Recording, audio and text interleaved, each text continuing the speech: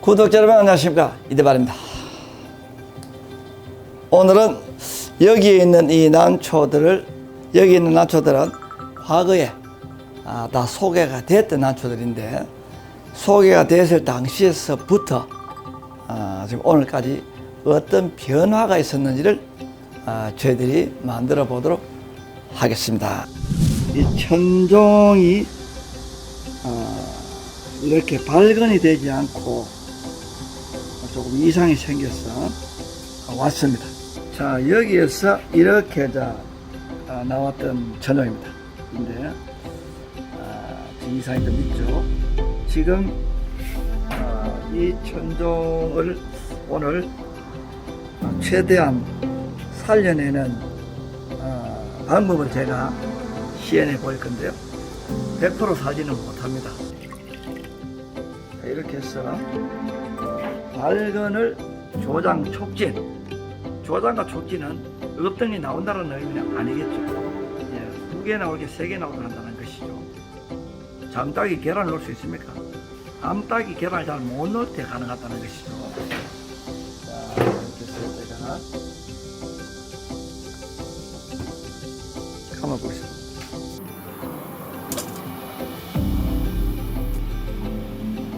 여기는 헐렁헐렁하면 되지 않습니다. 압력이 꽉 들어가야 우리가 물과 양분이 전달되겠죠.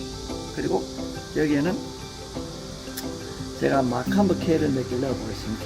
구독자 여러분, 자, 감는 도중에 제가 마카마 K를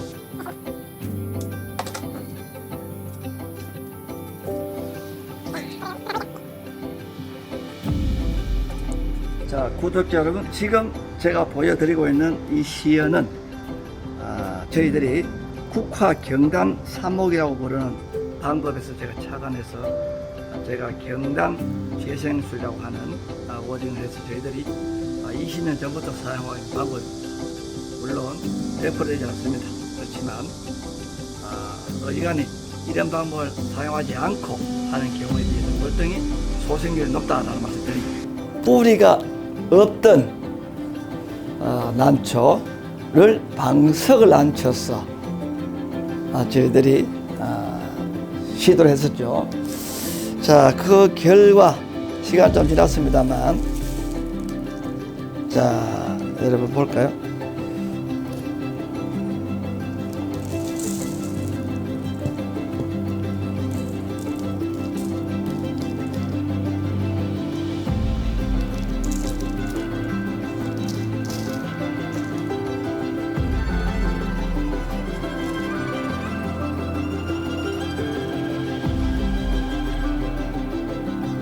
새싹이 이렇게 자라나고 있습니다.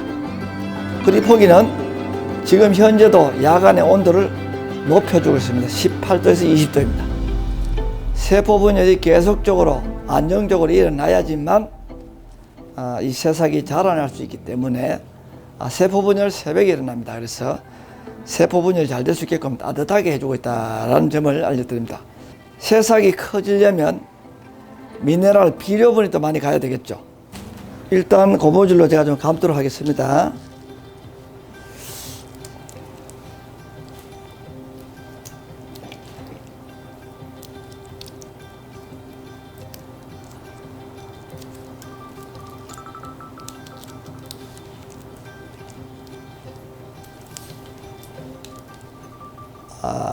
마카마 K를 여기다가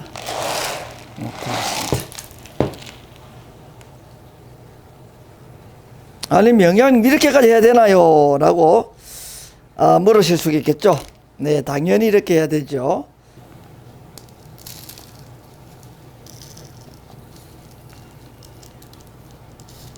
국화 경당 꽂에서 제가 벤치마킹을 해서 만들었던 기술입니다.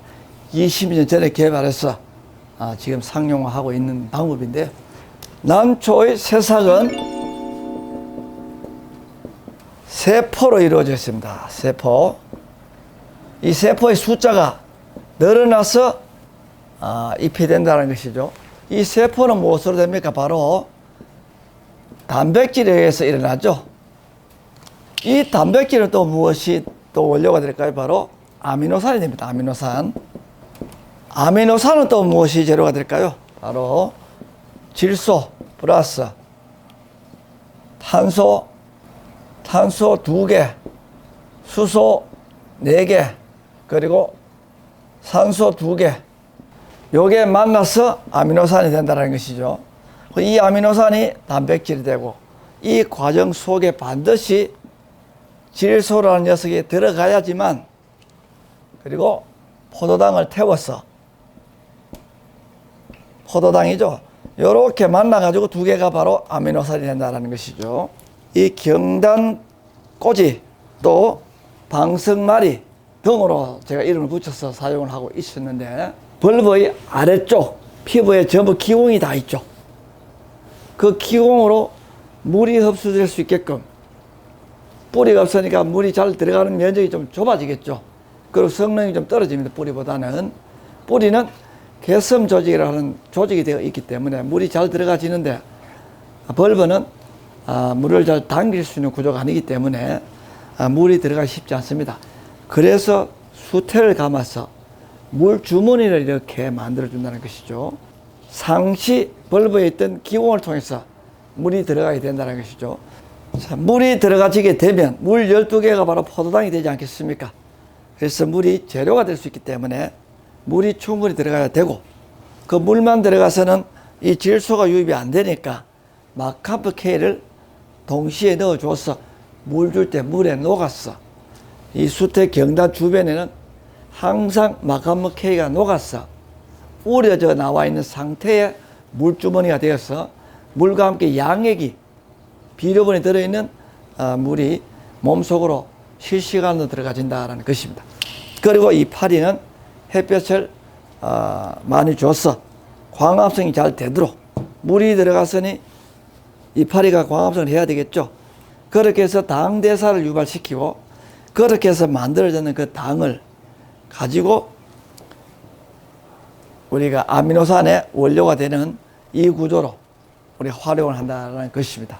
그 야간 온도를 맞추어줘서 세포 분열이 좀 될 수 있는 여건을 갖춰주면 난초는 뿌리가 하나도 없는 맨들맨들한 발브에서도 얼마든지 새싹을 올릴 수 있다는 점입니다. 많은 분들께서 이게 과연 될까라고 하는 의구심, 그리고 확률에 대해서, 또 저희들이 30%밖에 확률이 없다라고 얘기를 했죠.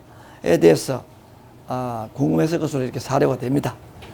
이렇게 새싹이 지금 나오고 있다라는 점입니다. 4월 달까지, 지금 1월이니까 2월, 3월, 4월 약 7, 80일 정도만 물과 비료분 공급을 안정적으로 하고 야간 온도만 잘 맞추고 주간의 광합성 요율만 잘 맞추면 여기에서는 3등급 정도의 깨끗한 촉이 탄생될 것으로 이렇게 기대가 됩니다. 뭐 난초 많은데 꼭 이렇게까지 해서 살려야 되느냐라고 저에게 반문하시는 분들 좀 있었습니다. 예, 살려야 되죠. 저희들 입장에서는 이런 로스의 난초는 외부에서 도입해서 키우다 보면 빈번하게 일어납니다. 일어나지만 이걸 최대한 신경 써서 살리게 되면 이 하나가 나중에는 1등급이 8촉, 9촉으로 없다라고 생각하고 죽었다라고 생각하고 길름이 늘어난다는 것이죠.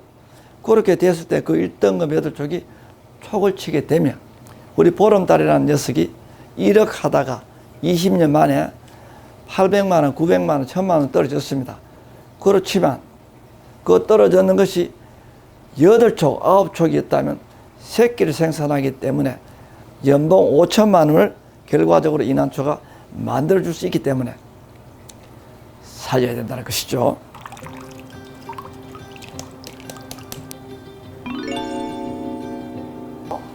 자, 여기에 보시면 뿌리가 하나도 없고 뿌리가 다 녹아버린 난초를 재활하고 있는 과정의 영상이 되겠습니다. 천정을 빼보겠습니다. 뿌리가 이렇게 중심주만 있습니다. 이거 중심주라고 부르죠. 자, 좀 팽합이 좋습니다. 그 피부가 다 오염돼서 녹아서 없어진 걸 저희들이 살리고 있는 과정입니다. 그리고 대부분 다가 포기를 하는 상황 아니겠습니까? 종입니다. 자, 새싹이 이렇게 하나 만들어졌고 발근이 지금 되려고 하고 있습니다. 보이십니까? 우리 수경 꽃꽂이를 해서 물을 올리고 양분을 올려서 당대사를 만들어서 이제 수태로 가식 확대해서 보니 새싹이 만들어지고 있습니다. 여기 지금 보이시죠? 자, 이렇게 해서 만들어지게 되면 과거에는 다 물이 들어갔었습니다. 왜냐하면 그때는 조금 위험해서 그렇게 했죠. 이제 여기까지만 하고 수태가 이만큼 들어가 있습니다.